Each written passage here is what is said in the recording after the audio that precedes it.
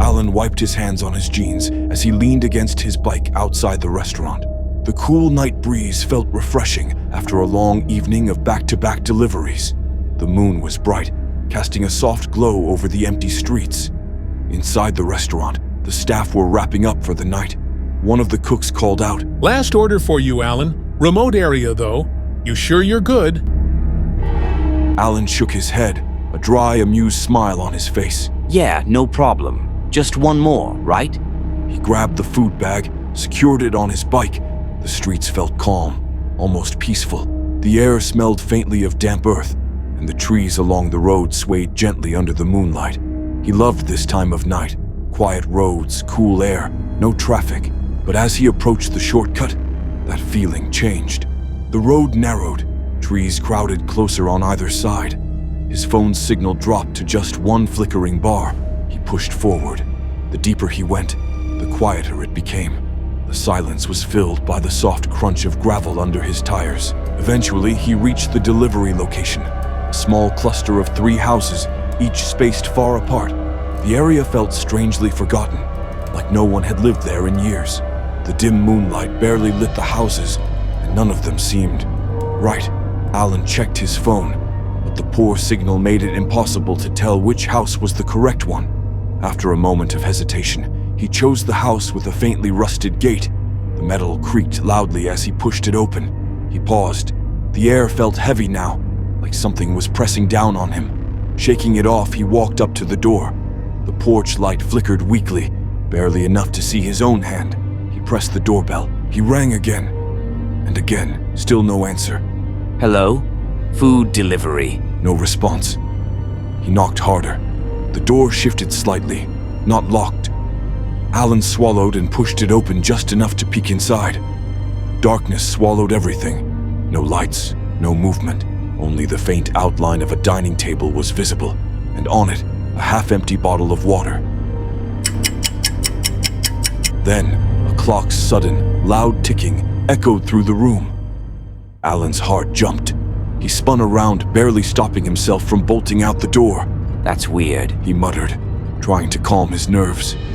But the silence that followed was worse. It felt like something, or someone, was standing just behind him. He turned slowly, his breath catching in his throat. There was nothing. And then, faint footsteps echoed from deeper inside the house. Alan's muscles locked, his fingers twitching with panic. Without thinking, he rushed back to the door, yanked it shut behind him, and stumbled down the porch steps. He paused at the gate, trying to catch his breath. The night air felt colder now, biting against his skin. From somewhere behind the house, a strange sound drifted through the air. Low, scratchy, and wrong. Alan clenched his helmet tightly, forcing himself to move. There's still 2 more houses. Alan stood by his bike, still shaken. His heart raced in his chest as he glanced back at the dark house. The thought of going to one of the other 2 houses felt just as bad, but standing out here alone felt worse. He took a deep breath, gripping the food bag tightly. Just finish the job, he told himself. The second house looked normal. It felt safer. Gathering his courage, Alan walked up the stone path and rang the bell. The door opened almost immediately, and an old man stood there, smiling warmly. He wore a loose cardigan, and his face had deep wrinkles, but his eyes seemed sharp. Hey there, kiddo. You look like you've seen a ghost. Yeah, just a weird vibe at that house next door. Alan forced a laugh, relieved by the man's casual tone. The old man's smile faltered slightly, but he quickly brushed it off. Well, you're here now. Got my food? Yep, here you go, Alan said, handing over the bag. Thanks, kid. The man reached into his pocket, pulled out some cash, and handed it over. You be careful now, all right? Hey, does anyone live in that house? Alan asked, jerking his thumb toward the dark home. I knocked, but no one answered. No, kid. Not for a long time. I thought maybe someone was in there. The signal was bad, so I wasn't sure which house it was. The old man's face shifted. The warmth drained from his expression. No, kid. no one's lived there for years. The old man's eyes locked on Alan, like he wanted to say something. But instead, he just shook his head. Well, good night. The man said firmly, and he shut the door. Alan stood there for a moment, staring at the closed door, still feeling uneasy. He glanced back at the house across the street. The windows were dark. The place seemed lifeless, but something didn't feel right. Forget it, he thought. Just head back. He climbed onto his bike, started the engine, and rode off.